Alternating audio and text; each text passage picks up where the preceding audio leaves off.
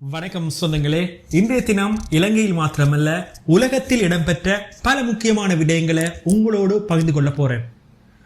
உலகமே ஆவலோடு எதிர்பார்த்திருந்த ஒரு நல்ல விடயம் இன்றைய தினம் இடம்பெற்றிருக்கு. அமெரிக்காவினுடைய புளோரிடா மாநிலத்தில் தான் அந்த விடயம் இடம்பெற்றிருக்கு. சர்வதேச விண்வெளி நிலையத்தில் கிட்டத்தட்ட 9 மாதங்களுக்கு மேலாக பல்வேறு கள ஆய்வுகளையும் வெற்றிகரமாக செய்து இன்றைய தினம் நாடு திரும்பியிருக்கிறார் ஒரு வீரப்பெண்மணி. சுனிதா வில்லியம்ஸ் என்ற வீரப்பெண்மணி மிகவும் பாதுகாப்பான முறையிலே இன்றைய தினம் அமெரிக்காவுக்கு மீண்டும் நாடு திரும்பியிருக்கா.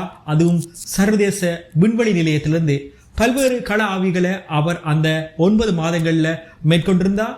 அதே போன்று அவர் பல தடவைகள் நாட்டுக்கு திரும்புவதற்கான பல்வேறு முயற்சிகளை மேற்கொண்டிருந்தார். ஆனால் பல தொழில்நுட்ப சிக்கல்கள் காரணமாக அவர் மீண்டும் நாட்டுக்கு திரும்ப முடியாத ஒரு துப்பாக்கி நிலை ஏற்பட்டது. ஆனால் இன்றைய தினம் வெற்றிகரமாக அவர் நாட்டுக்கு திரும்பி இருக்கிறதாக இப்பொழுது நாசா அறிவித்திருக்கு.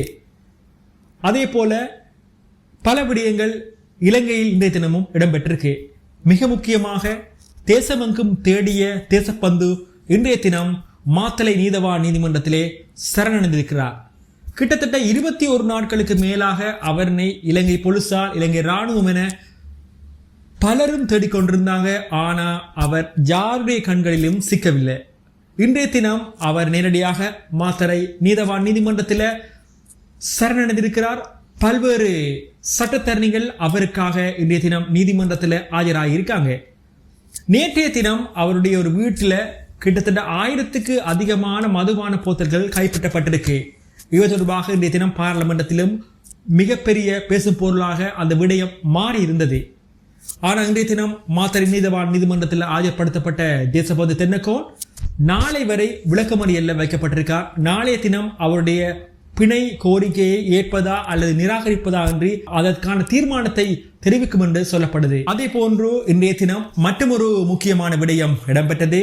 உயர் நீதிமன்றத்திலே தன்னுடைய பாதுகாப்பு குறைக்கப்பட்டிருப்பதாக முன்னாள் ஜனாதிபதி மஹிந்த ராஜபக்ச அவர்கள் நீதிமன்றத்திலே ஒரு மனு ஒன்றினை தாக்கல் செய்திருந்தார்.